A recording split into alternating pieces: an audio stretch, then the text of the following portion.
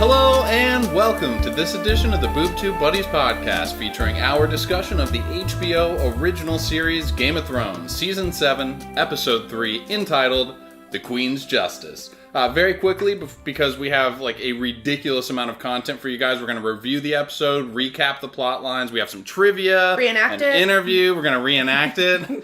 Do your best voices. Scene for scene. Do your Cersei voice. I was just a bitch voice. I don't know. Oh, yeah, that's what happened. You see, you interrupt my thing, and then now you got nothing I to never back it claimed up. to do voices. I'm good. So, anyway, you guys can check out all of our past episodes at www.boobtubebuddies.com, and we love hearing from you guys, so write us in on social media, too. So, you guys have already heard from them, so let me go ahead and introduce my esteemed co-hosts. My name is Foxman, and I'm joined by the Sansa and Ramsay to my three-eyed raven. What's up, Fralosopher and Kristin? I'm going to be Sansa. I'm calling, you can be Ramsay. Okay. Why would you want to be Sansa in that one? I don't want to be the rapist. It's better to be the raped. Oh, of course. Yeah, good point. Well, Plus, I don't get my I wanted to say, I don't get my movie face Life. eaten off by a dog. okay, fair enough. Have you ever seen the movie Life? I wanted to say, I'll be the pappy. Yeah. I'll be the rapist. So we got right into a discussion on it last week, and I want to kind of do that again. So first off, everybody's opinion, scale of 1 to 10, what do you think about the episode? Kristin, why don't you start? 6 or 7? 6 or 7? Game of Thrones, 6 or 7, you mean? Yeah. Okay. This for me was a 9. I love these episodes. You are so unpredictable. Yeah, I just really like the episodes where there's a lot of compelling character interaction rather than the action and stuff like that. I really don't care for that anymore. But there was so many good one-on-one moments, and I think the acting in this episode was better than it normally is. Okay. So I yeah, knew this was going to happen. You thought Dany was pretty good this week, right? I thought she was much better this week. Yeah, she was raised her exceptional. eyebrows a couple times. But Her eyebrow game, I'm telling you, it is On on fleek. But the interaction That was so lame. Oh my god. I'm literally just watching our listener count drop after that. But the interaction, the dialogue was so good. Even if they were those two are probably for me two of the worst actors in the series.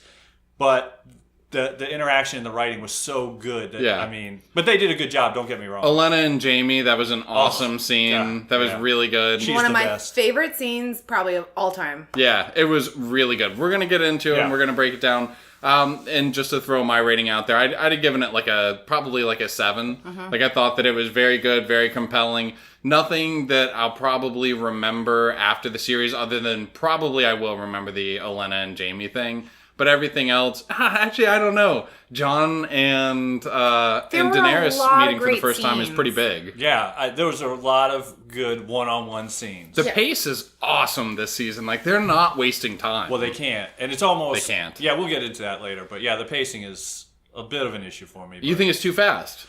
It is, but they were only given a certain amount by HBO. Yeah, I mean, they just need to straighten out in our heads what exactly is happening when, because they haven't done a good job of that. So it's a little disconcerting when Jon suddenly arrives, and then this whole Lannister army has been marched all the way across to High Garden. Yeah, so Olenna has gone from Dragonstone to... Things that would take a season or happening in an episode. Yes. It's yeah, crazy. I probably should get a map and look at it, because I think Euron's fleet is just... Everywhere? They got motor fucking boats. Yeah. So it's insane. Yeah. And I guess maybe in my head it's totally backwards, but I really thought that Casterly Rock was on the west side, and I thought that the fight that they would have had out off the shores of Dorne or wherever that was would have been on the east coast. Well, I think if you're looking at it, yeah, Casterly Rock is on the western coast. Dorne is south of Casterly Rock, and I think Highgarden is down there too. But so they sailed around the Horn?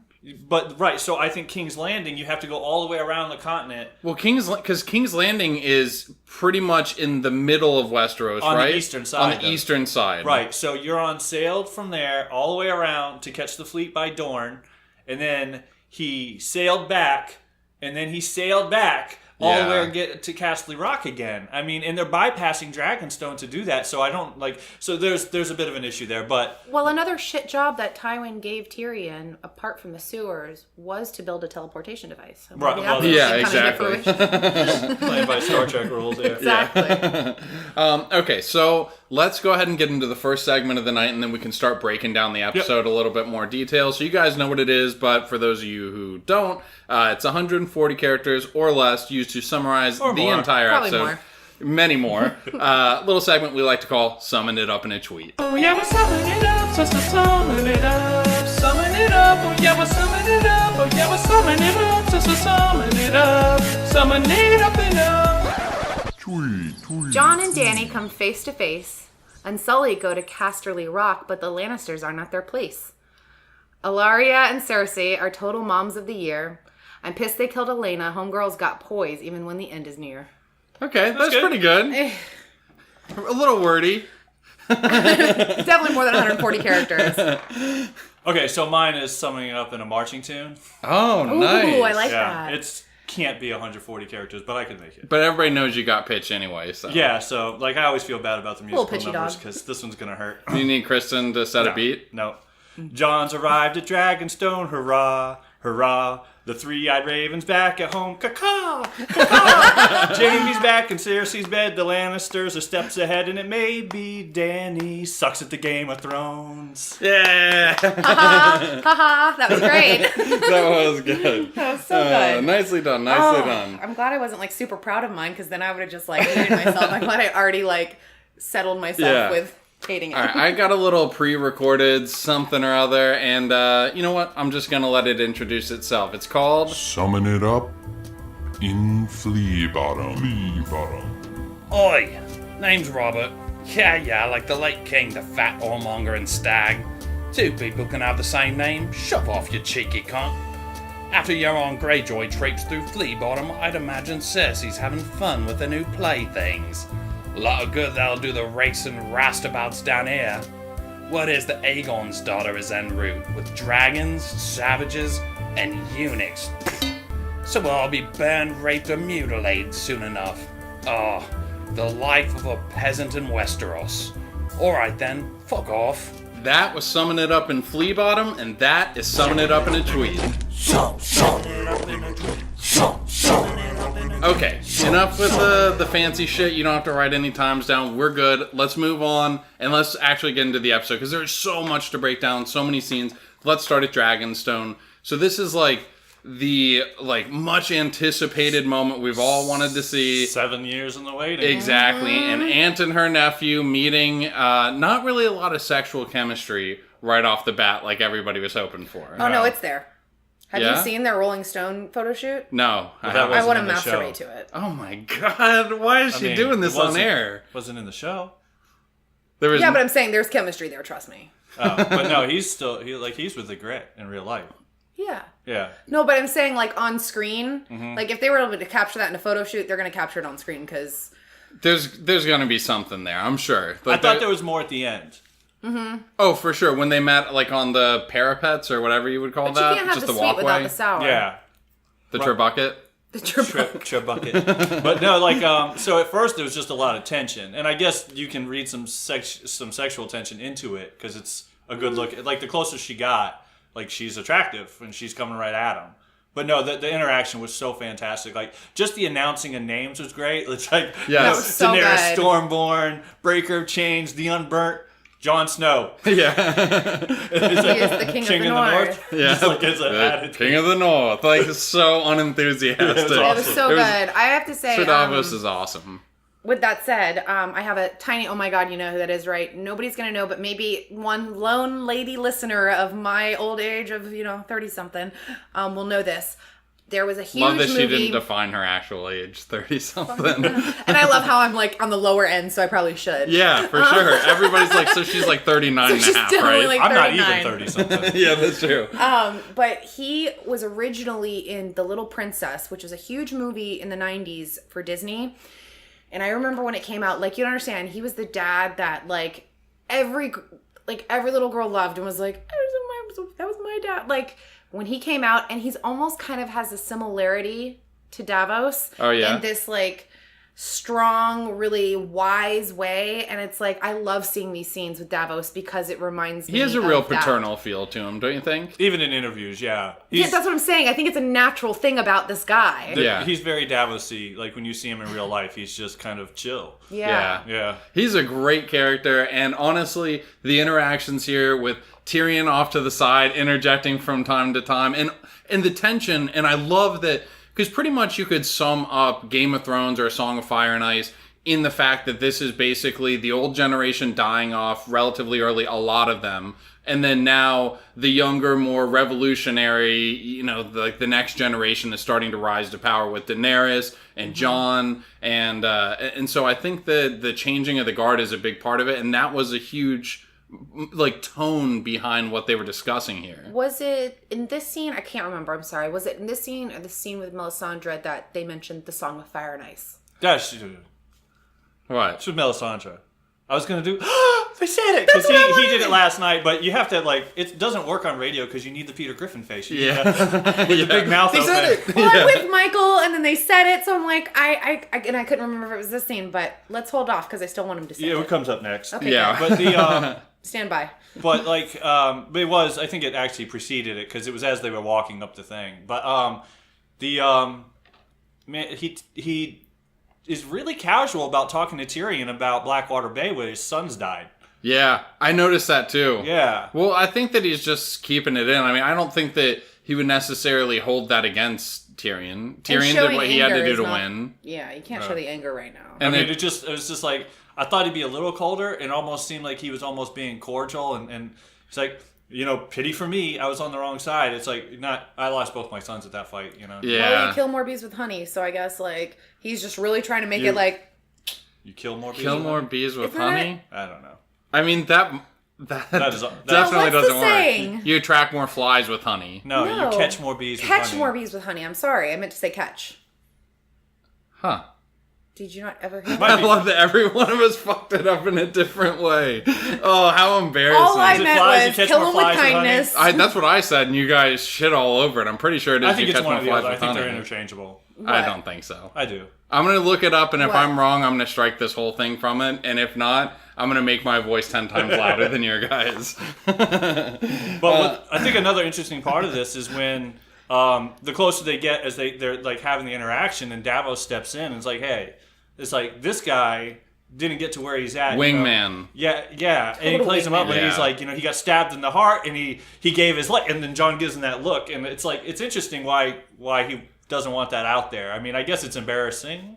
Embarrassing that he died and came back to life. I mean, Maybe that's just, he considers it, I mean, it's definitely supernatural to some of these people. I'm not saying in the world of Game of Thrones, it's it's I don't weird, think but she'd worry about that, but I think that he might worry about, like, this, I guess a little bit power about behind it. something. Maybe, like, if somebody really bought into all that stuff, they might worry that he now owes something to, like, this other Yes, power. exactly. Or either way, maybe it's just a card he doesn't want played. That's smart. And maybe there's always something to having a little bit of a mystery to you as opposed to having it all spoiled. Mm-hmm. So, anyway. but I think two things we also noticed while we were watching, because we watch it together, me and Adam, was the walk up in the dragon.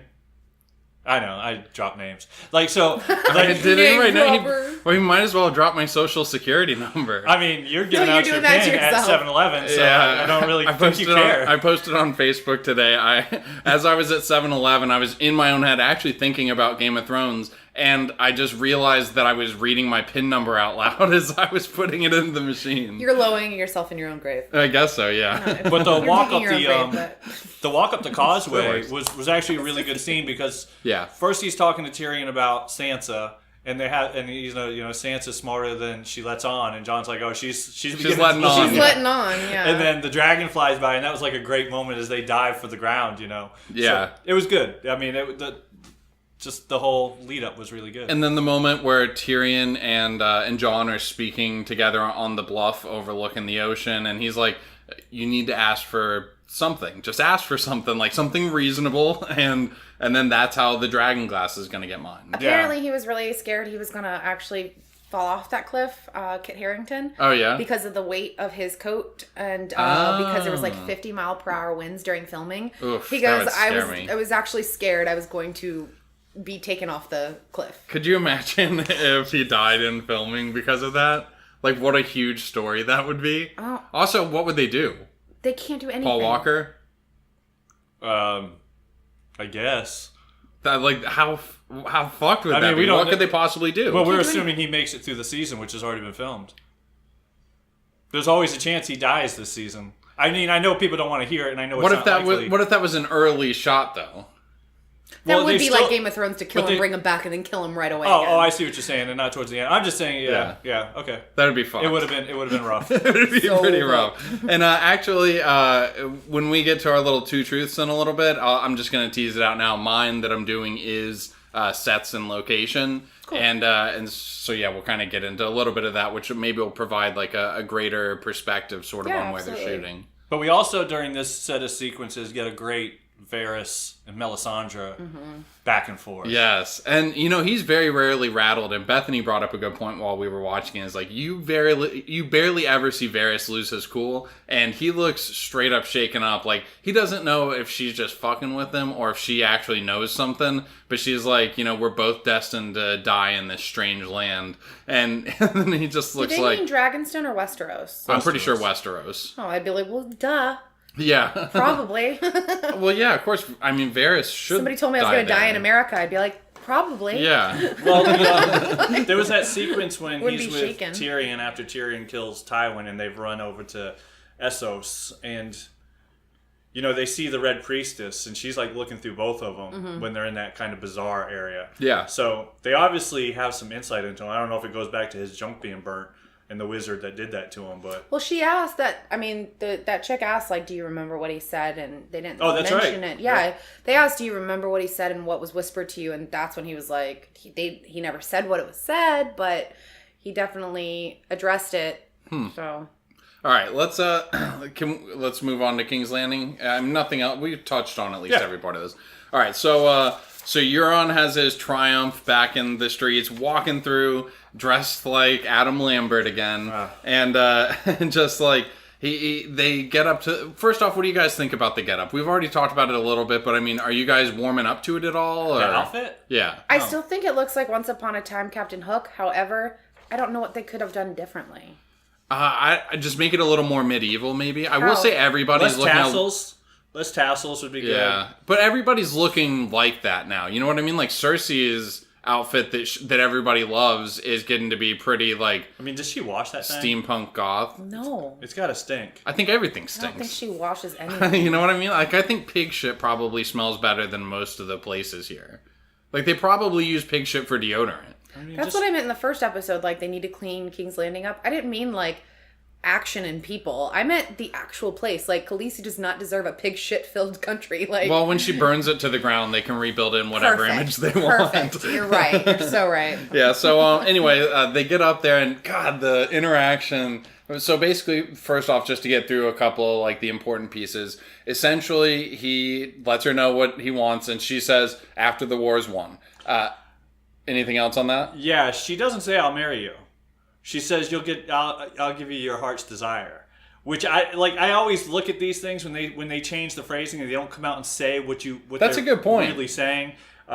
So like I never know what that means. That's actually a really good point. Yeah, because those are the things they love to go back on and say, you know, I didn't really say this, and here's how I'm going to twist it, and you know, Like you guys do with Two Truths and a Big Little Lie. Oh, well, I'm sure that Two Truths and One Big Little Lie is going to get super fucking heated she today. must be from the Iron Island. She's so salty. Oh! Burn! I love that. I am hip. I would be offended if I didn't love that so much. Wow. Keeping up with the kids. Yeah, that's Should we mention that John refused to bend the knee?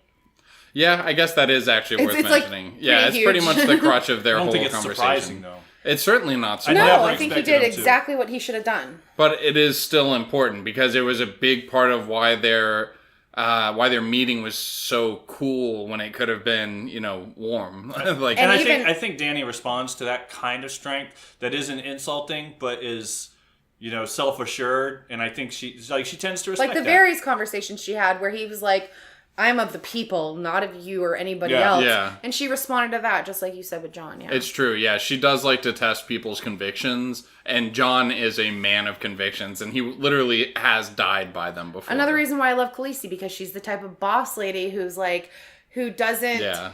You're not afraid to tell her the truth because you know if it's the right truth, you'll be respected for it. Yeah.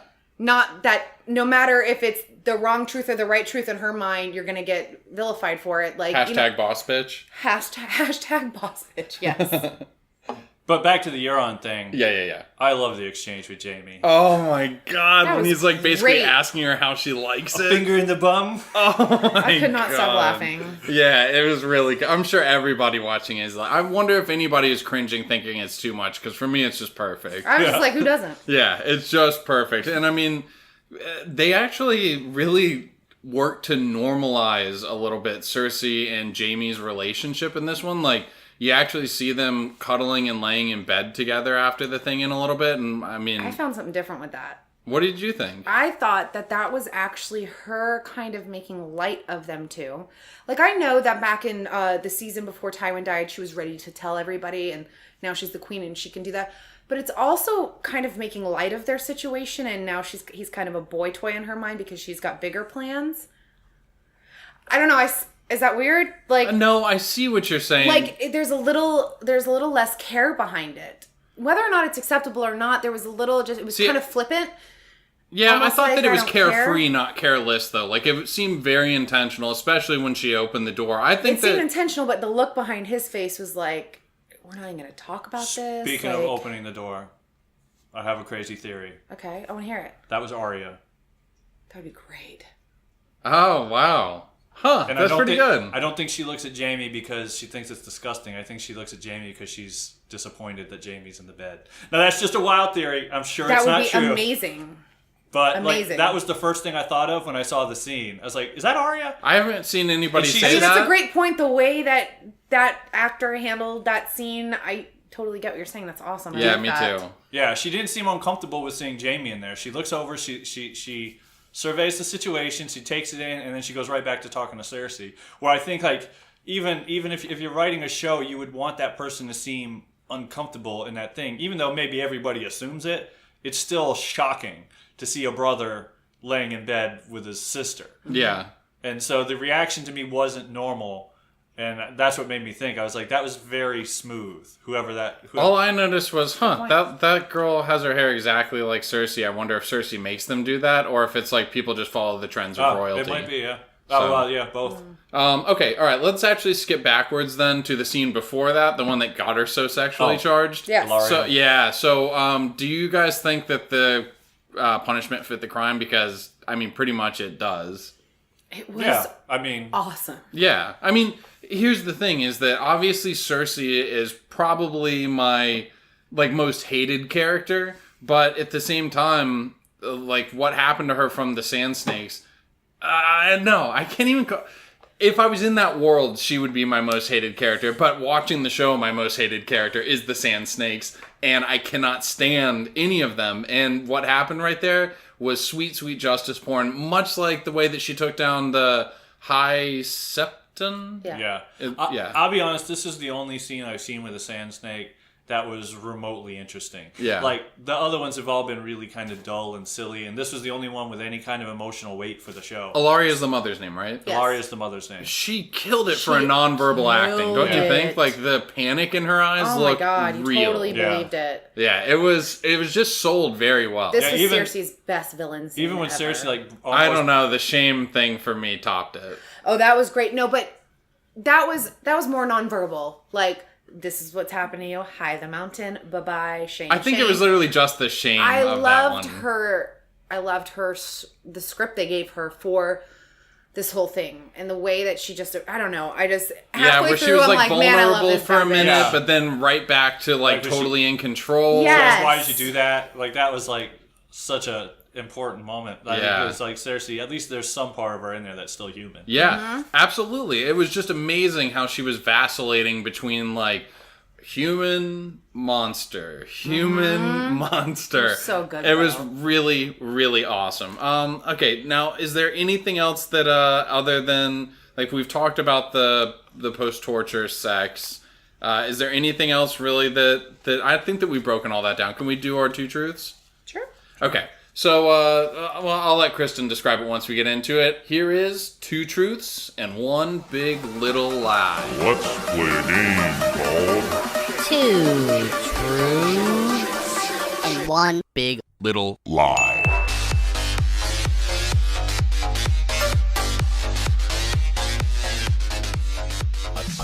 Okay, so now we're going to start the segment where each one of us tells 3 different statements, 2 being truth, 1 being a lie, hence 2 truths, 1 big little lie. Wow, that was very succinct. You forgot to mention the part where we scheme and backstab like we're actually in On the Game of fucking Thrones? Yeah, exactly. So, all right, I believe that Fralosopher is still way behind the rest of us. 1 behind her, and she's 1 behind you. Okay, so do you guys want me to go first then? Since I'm since I'm winning slightly? Yeah, you're winning by... Extreme eye roll, yes. Oh, yeah, you did do an extreme eye roll. I did. I needed to verbalize it. It looked like though, you were yeah. looking at the back of or the front of your brain. I was. Okay. I looked at the back of my brain, and the back of my brain was rolling my eyes at you. That's funny. And it was just like a house of mirrors of it. Exactly. All right, so I did filming locations. Normally we do a character and stuff like that, but we like to mix it up from time to time. And I know that Kristin also did kind of an atypical one. I think you did too, didn't you? I'm not telling you. Not prepping doesn't- you. nice. I did soundtrack music. Oh, okay, gotcha. So we did kind of Nice. setting. Great job, guys. For an unspoken thing, that was pretty good. That was great. All right, so filming locations. Truth 1. Despite a lack of established studio production space in Ireland, HBO was able to build out extravagant sets for a fraction of the price due to a tax incentive program created in October 2009. Truth 2. The production for Hard Home was so large that they decided to build a full set in Ireland instead of shooting outside in Iceland as originally intended. Truth 3. There is a tour less than an hour outside of Belfast that includes 20 key filming locations including Winterfell, the Twins, and more. It also advertises that you can meet the actual direwolf dogs from Game of Thrones. Write it down real quick. By the way, I don't know if you guys have noticed, but I've been editing out the awkward silences in between to make it seem like we're way quicker on the draw, which I can't do because I just talked. Fuck. Oh, it still feels pretty awkward. Does it? That's funny. All right, show 'em. 2. 3. 2 and 3, both of you are fucking wrong. I was gonna pick 1, but the direwolf thing I didn't think was Watch, right. it's gonna be like 2000. I thought it was 1, honestly, but the direwolf thing threw me No. off because I knew there was a tour. It I says, just despite a didn't know. lack of established studio production space in Ireland, actually their whole setup there is like one of the biggest production sets in all of Europe. So it's just totally 100% false. And I actually, on the last one, included some of the locations and included a number to make it seem like I was trying to be a sneakster, like Michael was last That's why I week. didn't choose it, because I thought you were being sneaky. No, I knew there was a tour, and I thought all of that was right. I thought you added in the direwolf thing. I did not know about the direwolf thing. So Gotcha. that's Well, why. I wrote down 3 first, too, because the direwolf was my answer. If I was in Ireland, I think that I'd want to spend half a day going and doing that. Like, that would I be super absolutely cool. did. I did the Sex and the City tour, and that was amazing. That's Definitely do That's the pretty game. cool. I didn't know you did that. Oh yeah, and Ireland? they bring you to no New York In City Abu Dhabi? actually, and they bring you to all the different locations. And one of the locations is a cupcake place. And as we were the first people to get our cupcakes, so we were allowed to walk around where they filmed outside her apartment. As we're walking, fucking Liv Tyler is right over to our right at like a cafe to the Damn, right. your very own Sex in the City Holy moment. shit! That's pretty cool. I've been In to the Ireland, cafe. Sex in the City, Carrie only wears Doc Martens. Okay, that's pretty good. That's All right, I got Let's nothing to end top on that. that Okay, so real quick, I'm up 2 from Kristin and up 3 from Fralosopher. Okay, Kristin, you go. Okay, mine's about casting. Okay. Truth 1. Not having read the books, Charles Dance, Tywin, was told his character was going to die by a fan. Truth 2. Iwan Ramsey also auditioned for the role of Jon Snow and was runner-up for Jon Snow. Truth 3. Peter Dinklage and Lena Headey were friends before Game of Thrones, and Peter suggested Lena for the role of Cersei. That's it? I'm ready. Are you ready? Yeah. You guys can barely see this. I'm using Malvolius colored crayon. For the record, that's a 2. I said 3. Okay, it's 2. God damn it. Wait, I got it right? You got it right. So I'm up 4 from you and 2 from you? Yeah. Oh, I man. hate this game. Why'd you pick it? I don't even remember. I knew 3 was true. I didn't know about 1. I don't trust either one of you. Oh, no. Poor Fralosopher. So you didn't. I'd have to you didn't lose, pick like- 3 because you knew it was a lie, or you didn't pick 1 because you knew for a fact. Did you know any of them were true? No. Okay, I knew 3 was true, so it was between 1 and 2, and the wording of runner-up Okay, good. just So sounded I'm gonna go ahead like and something say you the do. runner. I went to put and was the runner-up for Theon, and I put Jon Snow instead. Oh, okay, I gotcha. But he was actually the runner-up from Jon Snow, and I went to lie about Theon. So I'm good still? I did good? No, you guys all did good. I just Okay. fucked up. Don't worry about it. Okay, so Fralosopher still lost, though? Yeah. Okay, and I still won? You still won. Okay. Do you want to keep saying it? How did you do? Adam won. Sorry. Well, if you guys I'm would leaving stop after using my episode. first name, I'd be so happy. I'm going to overdub it, and every time you guys are talking and Do you you say never Adam, use your first name? I use Foxman almost universally. I know, because when I went on our website, there are 6 Boob Tube Buddies. Michael's not in it, but Foxman's in there twice. Such an egomaniac. That was so funny. Sorry, I'm quitting after like episode 6. No. Why? Because you'll be so far behind, there's no way to catch up anyway. All right, go ahead. Okay, so I did music and soundtrack. True. Noted composer Hans Zimmer originally composed the show's main theme, but was later replaced due to scheduling conflicts, and his score was never actually used. True. Ramin Djawadi, the final composer chosen, also initially declined for the same reason as Hans Zimmer, but ultimately accepted. True 3. Each great house has its own theme, and the Stark theme is played on a cello, and most of the Stark characters are given variations that also feature the cello. Real quick, give me 1 again. Noted composer Hans Zimmer originally composed the show's main theme, but was later replaced due to scheduling conflicts, and his score was never actually used. All right, I'm ready. Are you ready? I have an answer, but now I'm going to change it because I think it's something else, and it's going to be the original answer. I know that. Well, then you should keep it. Okay. Are you ready? But what if I picked 1. I picked 3? It was 1. It was 1. Oh my god, I'm so fucking I thought good it was at this 1 game. too.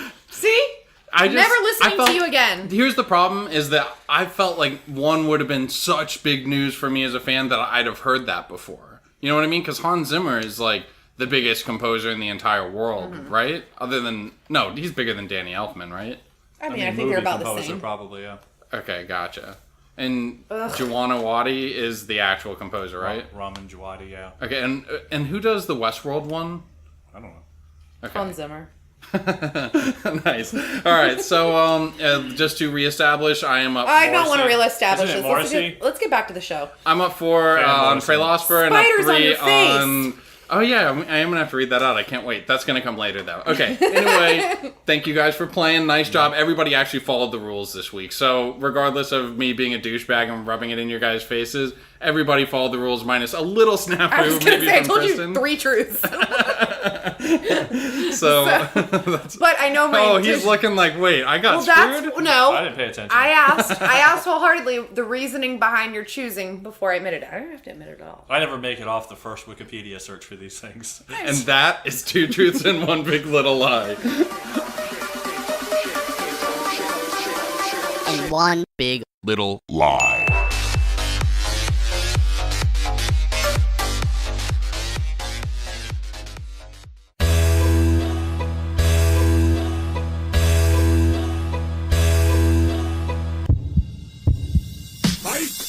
Oh yeah.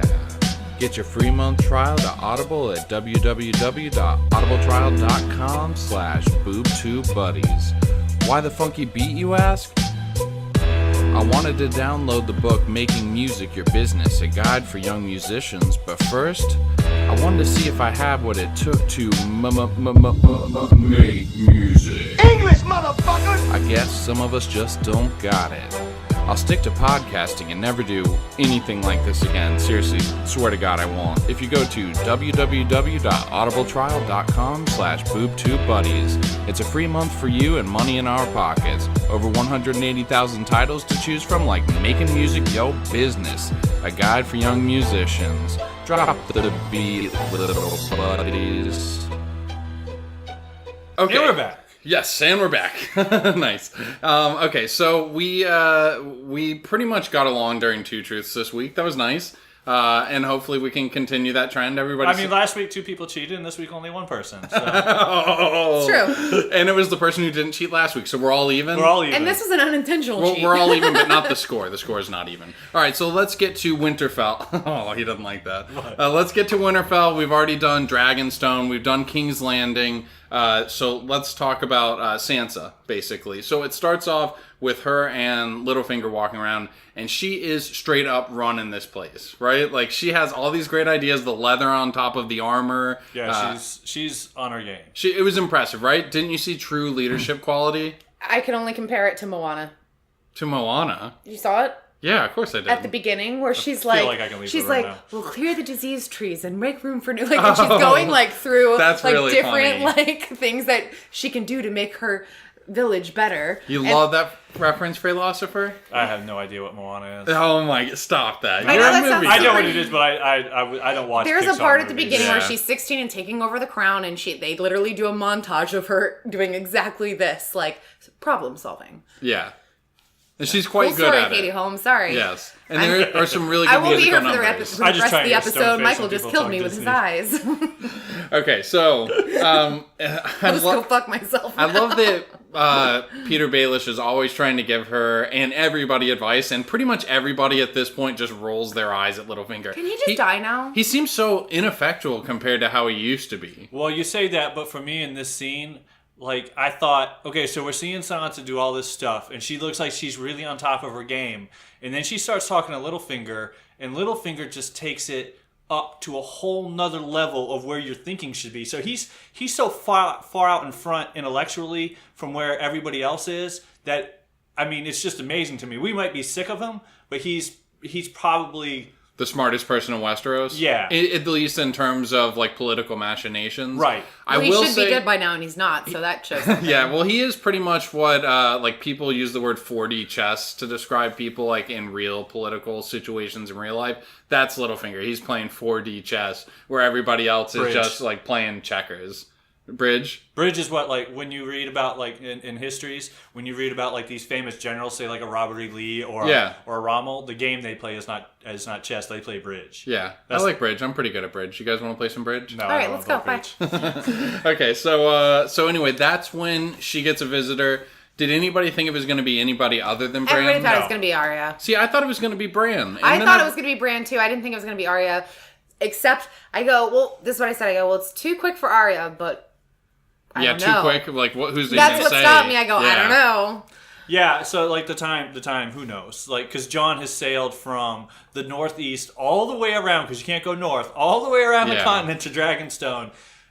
So if The Arya... space between us is completely indecipherable at this point. So here's the thing, yeah. If all Bran had to do was come down from the wall, and Arya was somewhere in the Riverlands, this, I hope, means that Arya has not continued north. Yeah, now she's the handmaiden to Cersei. That's more what I took from it than anything. Right, so that kind of supports Yeah, because my... everybody last week was like, well, Jon's headed this way and Arya's headed this way, so they'll obviously meet, so... Yeah, so that... Were you guys at all creeped out that well, first off, Bran has completely lost his ability to weird. talk to people. And Like, I was going to say, he was so Yeah. weird. He's more like... Well, I don't know about the second one, because when they replaced the original... He's Three-Eyed Crow with Max von Sydow, he had a little bit more emotion than the first one. But yeah, he's taken on that emotional.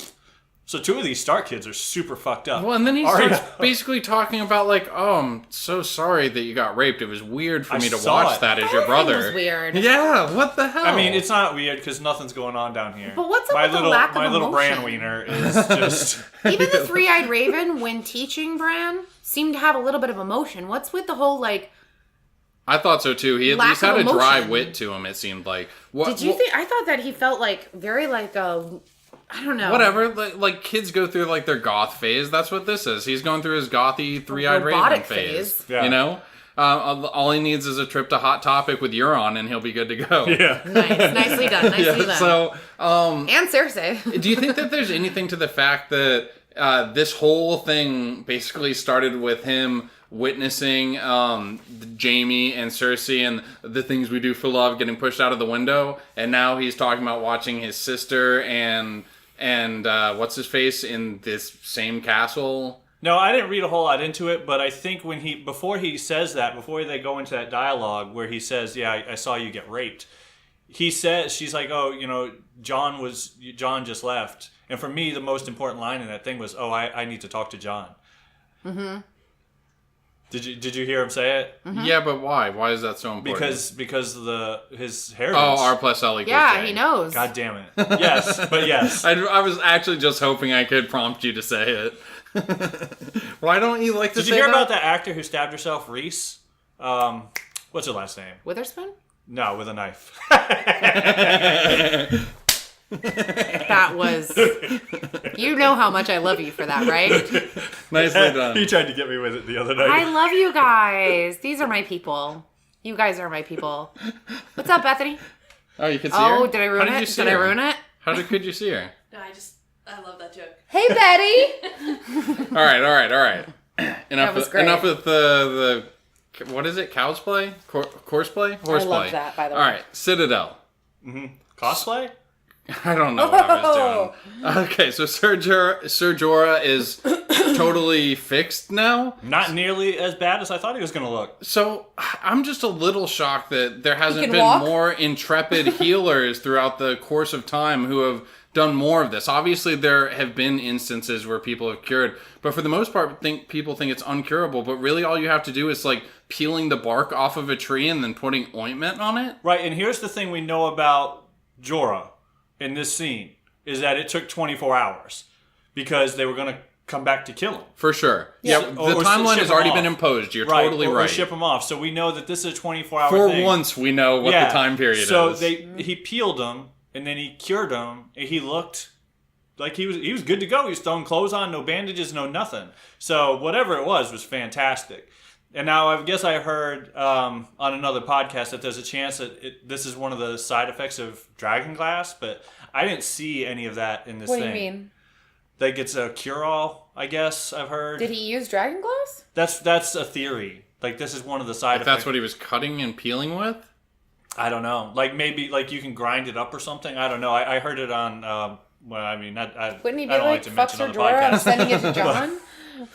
But I like to give credit where credit's due. Yeah. So like that's one of the theories I've heard bounced around now is that this is one of the things you can do with dragonglass that might play a role later on. So I don't know. cool. Just throwing it out there. We'll see. Because I thought it was Um, interesting. I heard Yeah, another maybe. theory that the book, The Game of Thrones... No, sorry. So hold on. Somebody freeze framed. That's where it came from. Somebody freeze framed the book that Sam was reading and read in there that dragonglass was used in the procedure. Oh, okay. okay. That's interesting. Yeah. Okay. Sorry. But how would he get it? I'm sure they have it at the Citadel. I would think so. It's just the mass amounts that he needs to Yeah. get full. I heard some theory that the Game of Thrones, The Song of Fire and Ice, that will eventually come to light at the end of this, had been written by Sam. The Samwise Gamgee theory. Yeah. Yeah. Samwise Gamgee? Yeah. Yeah. From Lord of the Rings. Well, yeah, that Sam is ultimately Sam. Like because Lord of the Rings, J.R.R. Tolkien is ultimately the inspiration for George R.R. Martin, and so in Lord of the Rings, it's written by Samwise. He writes the story of Lord of the Rings. Yeah, I get that. Right. So in this one, Samuel Tarly is the In one this who's one, written the Samuel whole thing. Tarly That's I what I'm see. saying. Sam is literally the Sam of Lord of the Rings. Okay. Like, he's the best friend that comes in and swoops in and saves the day and writes the whole thing. And I can see that. That actually makes a lot of sense. I'd be a little pissed. I'd be like, get your own ideas, George R.R. Martin. Like, Yeah. J.R. Tolkien, George R.R. Martin. Yeah. I get it. I see what you're saying. I mean, there's yeah, one was cool and brave and awesome, and one's kind of a fat dude with a weird hat who won't write just fucking books. okay.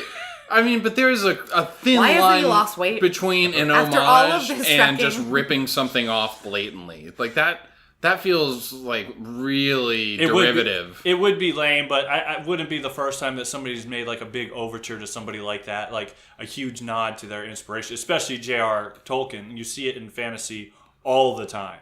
Like even another series I've read that was like 13 books, The Wheel of Time. There's tons of J.R.R. Tolkien references in there, so they're always doing it. Like any major fantasy line of reading, you're almost. But does part of the ending depend on it?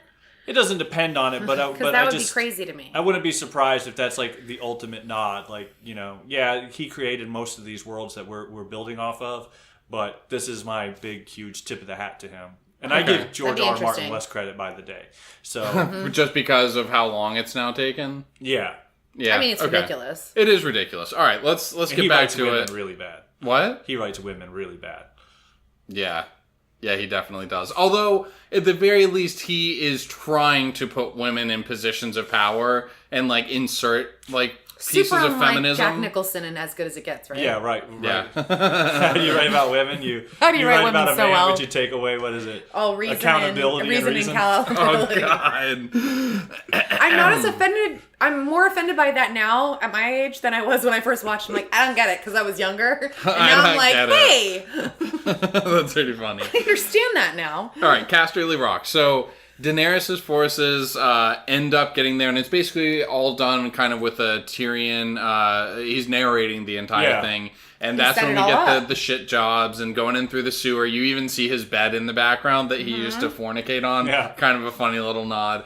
So they go in, they take it super easily, and then that's when we see, which we talked about earlier, Euron and his whole thing coming over, and that's when we cut to the forces, the Lannister force, essentially taking Highgarden. Yeah. Oh my God, that look on Grey Worm's face when he realized there wasn't enough Lannisters, and he looks over and see the boats burning. Yeah. Broke my heart. Again, nobody saw those fucking ships coming. Yeah. Are they just invisible until they're like within cannon range or whatever it is they're firing? It's Trebuchet range. Trebuchet range. It is truly amazing that Euron has a fleet that big. Plus, now it's like, okay, at night the ships are dark, they sneak up on you. You want to tell me that, and I'll accept it.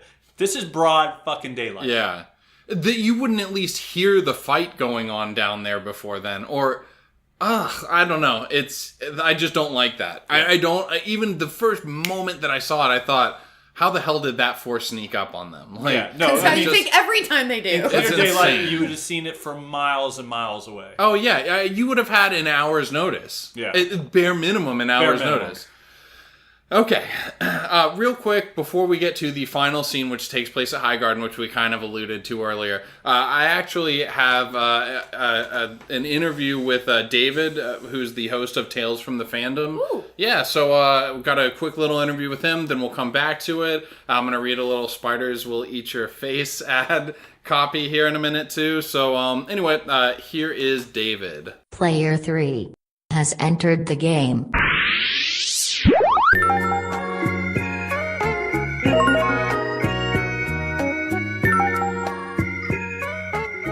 Okay, so I am joined by David, the host of the podcast Tales from the Fandom, and we're going to discuss some Game of Thrones. What's going on, David?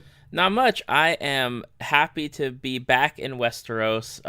It's been a long time, and winter is finally here. Valor Morghulis, buddy. So we had you on. It was for Better Call Saul. Am I remembering correctly? That's right, with my hot take. Very infamous hot take, I have to say. So go back and check that out, guys, if you're interested. But again, we are here to talk some Game of Thrones. So what I want to hear from you first is, first off, you're current, right? You have seen last night's episode. Absolutely. I stay up every Sunday night to make sure that I catch it, because otherwise the internet is it's a bad place to be otherwise. Oh yeah, spoiler heavy. So, all right, what are your theories about what's to come this season? What do you foresee, whether it's overarching themes or whether it's or just like smaller plot lines? What do you foresee? What's your three-eye raven tell you? My we'll have to get to the three-eye raven in a minute, but I foresee that the conflict of the Seven Nations is going to be ended by the end of this season for them to allow the next storyline with the Night King to take place all of next season. So everything with Cersei, Euron, Daenerys, Jon Snow, everything with the Seven Nations stuff is wrapped up by the end of the season. That's my big prediction. And what is who's at the top of the heap? What do you mean? Who is going to be the leader of this Seven Nation army at the end of this season? Jon Snow and Daenerys Targaryen. Very good. Okay, so But obviously you think that, as we've already seen early in the season, it wouldn't be Game of Thrones if it was just a nice, easy stroll to take over King's Landing. There's obviously going to have to be some moments where you really think, oh, maybe this isn't going to happen. Maybe some of your key good characters die off, and then in the end, Daenerys sits atop the Iron Throne. Oh, absolutely. I mean, it started with this episode where everything, the best laid plans from, the brain Tyrion Lannister, everything was set up and it just crumbled down. Just like last week with Euron's naval fleet. Yep. Okay, so talking about this episode, what did you think in general? What are you thinking about this season so far? Just very broad thoughts on how are you enjoying it? Are you finding it to be a little flimsy? What do you think? I am digging it. I was a book reader at first, so I loved how it was structured early on as far as the first couple seasons. I am digging the breakneck speed that we are at, and it's hard to believe that next week we're already going to be at the halfway point for the season. They are cramming a ton of wonderful stuff into this episode and into the past 2 episodes as well, and I cannot be happier. I mean, there's literally not a scene that's wasted at this point, and I'm really just enjoying it. So you're totally on board with the pacing, because I myself have really enjoyed the pacing, but there are a lot of people who are critical that we've had very, very slow build up, and then now all of a sudden, like you said, breakneck. I mean, we are sprinting to the finish line of this a race to the Iron Throne. So do you have any problems with the fact that we've hurried it up so much right now? Or are you just happy that you can literally be hooked on every scene? We went through those seasons where it was totally slow. Like the first 5 or 6 episodes would be like, well, what's going to go on? Like, come on, get to where we're going. Because they would set up everybody. They'd set up like what's going on in Westeros, what's going on in Essos. And you'd be really just like, okay, we didn't really accomplish much. Even with these episodes in the past for this season, they're not only doing things, but they're still building on the characters that you've grown to know. Like they're still having their characters grow, develop. They're tying things back into the first season, the second season. You're seeing all these connections that are being made. I have no problem with it because, we've sat through those seasons where really nothing happened. Or you'd get the things that are happening at like the last 2 episodes that would pay off for the entire season. This season is every moment is paying off something or setting up for something for the next episode. The perfect example of that is the amount of time that they had Arya spending at the House of 1,000 Corpses is what I call it, because that went on way too long, and a lot of people complained about it, and it was great and would have been great, I think, if they had condensed that into fewer seasons or fewer episodes. It was just, I thought that dragged on way too long. Whereas if you took that plot and infused it into this season, I think we'd already be done with it. Like, I think that they'd have already moved on from it. Oh yeah, it would have been like a 1 episode or 2 episode montage of scenes. So let me ask you here. Do you think that Theon has... I'm going to just quick fire ask you a couple of things. Do you think Theon has any major role left to play? No. Okay. I don't see it. So you think that he is pretty much... I mean, he's just such a coward that at this point he is irredeemable. Correct. I don't see him playing any part at this point. I was surprised that they pulled him out, honestly. Yeah, I'd almost have just liked to have that been his last moment, him belly flopping into the ocean. Okay, there is a theory, and we actually discuss it on this episode, that much like The Hobbit or Lord of the Rings, you know how Samwise is actually the one who is written the book, essentially, within that?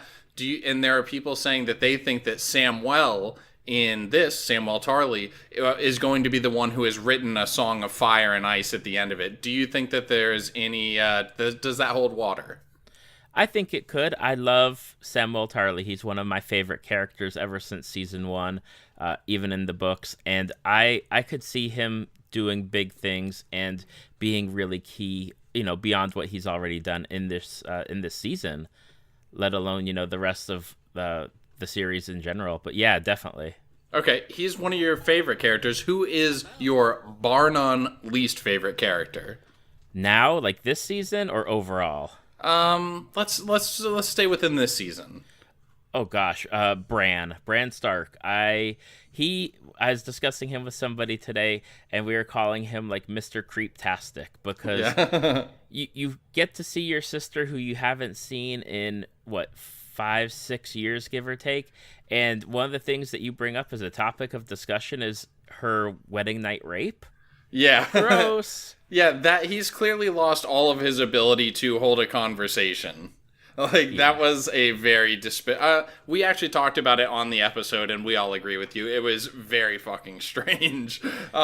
So, all right, let's talk about your podcast real quick. Why don't you discuss just briefly, like, what is the overall, thesis? What's the elevator speech for your podcast, and what do you have upcoming?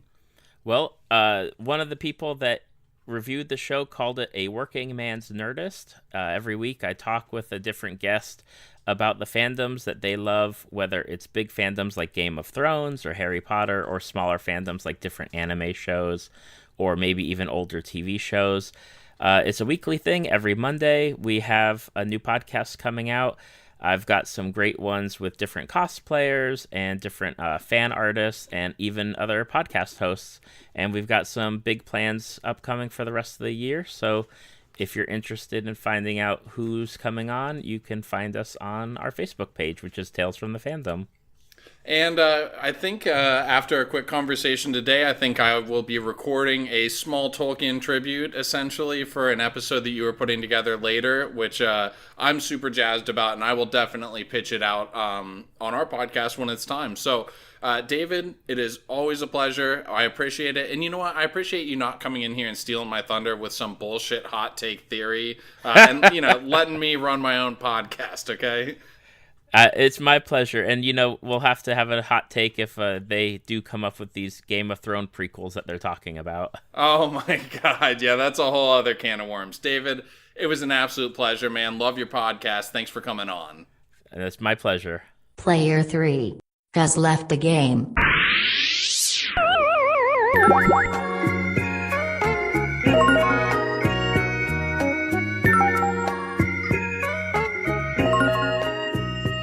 All right, thank you so much to David for coming on. Again, you guys should check out Tales from the Fandom. All right, before we get back into the final scene, I have a little copy I have to read from one of our advertisers.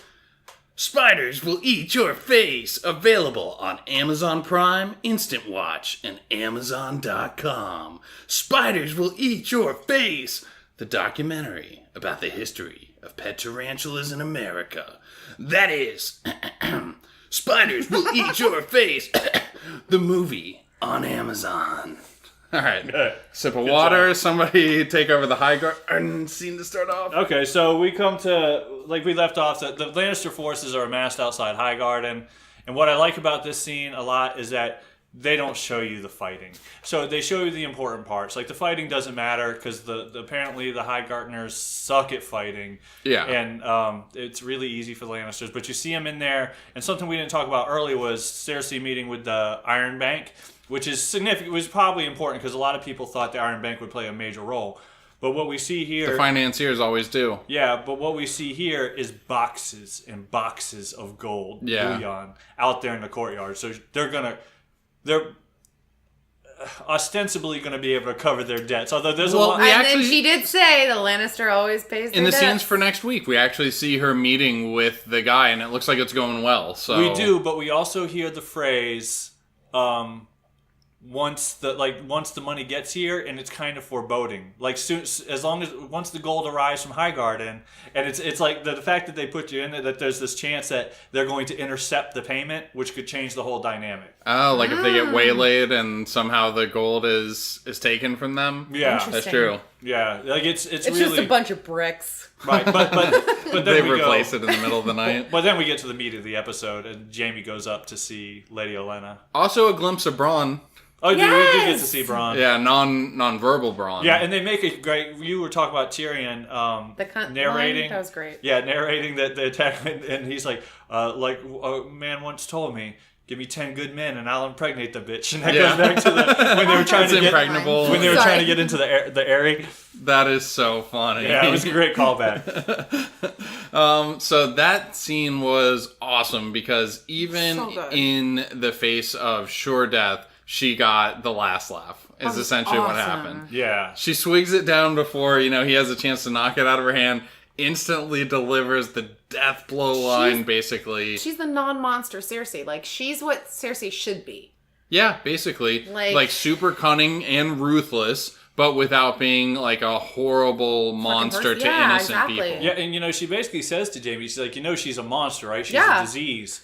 And That's further proving the point. yeah, and even though the scene ends like it does, during that exchange, I think in the end of last season, I thought maybe Jamie was gonna revolt against Cersei, but the way he just seemed resigned when she said, she's a monster, right? I still think he's like, going to. He's like, it's too I don't late know. for me. It's the sunk cost fallacy, I think. Don't you think? He's gone far enough he's into pot it. committed. Yeah, Yeah. exactly. So You I think that disagree. there's going to be like a last moment, basically? Yeah, absolutely.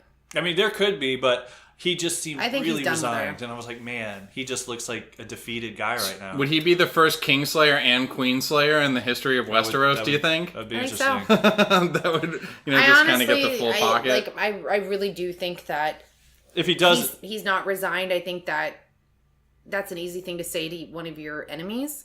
Like, you're not going to admit to the other person that you're feeling any different about it. Yeah. No matter what, you're still not going to admit it because that shows weakness on your part, in my opinion. Yeah, no. So I still feel like I don't. But I agree. But at the same time, you're showing weakness or strength to somebody who's about to die. So yes, but I still think that James is the type of person who would want to do that no matter what. Yeah, I don't know. We'll see. Either way, I don't think in this moment he's had any change of heart about Cersei. Maybe I can buy what you're saying if it's like in a moment he realizes like this is the only chance, but I don't think it's going to be like a building up thing where he's like starting to turn on her and making plans. I think that there might be like a Darth Vader and the Emperor moment where just all of a sudden he realizes, oh no, this is fucked up, and then throws her off as she's shooting it's in lightning. the back of his mind, but you're right. I don't think that there's any like master plan yet, but I do think that in his subconscious it's really starting to build up. What do you think, Fralosopher? I think before the comment about Joffrey that he was resigned to support Cersei no matter what. The only thing that would make me doubt it is the last little comment there, because now he's allowed to maybe love his brother again. So that might change the dynamic, but the fact that she said it and he had nothing to lose, and I don't think that Jamie post hand being chopped off is the kind of guy who worries about that sort of thing too much. Like, he's been really earnest when the opportunities present itself, whether it's with Brienne or something like that. I still think he needs to be a little more calculated than that with her, and he knows that, and that's why he's not admitting it. He's not really calculated. I just don't at think all. there's any calculation He's not, with but somebody who's maybe never going to make it out of the room. So like that for me is the big thing. Like, there's nothing to lose by saying there's no point in arguing with he doesn't need to remain guarded necessarily with her either, like hide his intentions or anything. I'm not Oh, saying no, he doesn't, but you wouldn't want to admit that to the audience. Yeah, no, I see what you're saying. I just if he is going to have a turn, like a change of heart, I think it's only going to happen in a moment. Yeah, I don't think agree there'll with be you a on lead that. up. I think that maybe there's something in the back of his mind that might push that further. But like you said, I don't think it's anything calculated. I don't think he's sitting here going, oh, this bitch is making me mad. All right. Yeah. Like, you know what I mean? Yeah, I think the Star Wars reference is good. And I think if he does it, he'll do them both. Like, he's just going to kill both himself and Cersei. Oh, yeah, I could see that. Wow, that would be Really? that would be a pretty sweet twist. Yeah, I don't think he Could live with goes on without her. I kind of see that too. And then in my opinion, that's a mistake of how they did the show. Don't do it. I can't do it. I can't. That's I a want mistake to. on the show's part then. Because as a viewer who's watched every season, every episode a million times, I'm not as invested in Jamie and Cersei as they might be invested in each other. Like, they don't Yeah, but show... it's like a trailer park Romeo and Juliet. You know what I mean? Yeah, but Cersei's always seemed Because way of the more into incest and Jamie the than killing Jamie. himself after. Jamie just doesn't seem that into her, even when he's into her. I felt the other way. Like, I felt Jamie was much more into Cersei than Cersei is into Jamie anymore. Oh, I feel different. I think post hand being chopped off and Tywin dying, she's been all about Cersei. I think at that moment she lost a little, but I think that now that we're here, I think it's different. All right. Okay. That's good. It's good. Let's bring it to a close. No, I like the discourse, but let's bring this to a close. So, Okay. Thank you guys so much for listening.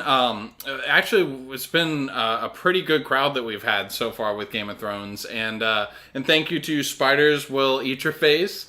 Thank you to David from Tales from the Fandom, and thank you to you guys for doing a swell little job. It was all right, even though thank you to you. there was no real you. no dicks in this episode. Big dick. I mean, Yeah, that was the one thing that keeps it from a perfect 10 to 10, right? it really was, yeah. Yeah, they really missed the mark on that No, one. I don't. Was there anybody naked in this episode? No. Oh, you got to see Jamie's ass. Yeah, but yes, you I did. feel like they've really gone I soft even on said, that. do you think that was a stand-in? Huh? Do you think that was a stand-in? Oh, we did get to see Cersei's boobs. Oh, that's true. A little side Oh, boob. God, I would hate if I was that actress. A little side boob action. Why? Because we already went through the who was naked you scene, and then at the last minute you're like, oh yeah, we did see Cersei's boobs. I'd be like, oh. Well, to be honest, I'd get a boob job stat after I that. can see boobs anywhere. I mean, floppy wieners, you just don't see every day. That is true. That's a good point. Not on TV. Let's end on floppy wieners. Yeah, you know what? Will you guys just like wrap this up a little bit? Floppy wieners. No, okay. I see what you're doing, and I don't like it. I don't appreciate it. Big old Again, sweaty. check us out on Small dicks. Facebook, Twitter, YouTube, Instagram, and Reddit. Floppy dick. Our website, Sweaty wet pubes. boobtubebuddies.com. And Testicles. And I don't know why you would, but donate money to us on Patreon. So anyway, we will see you guys next week. Kristin or Fralosopher, somebody typo on this bitch. We'll see you next time, buddies. Peace.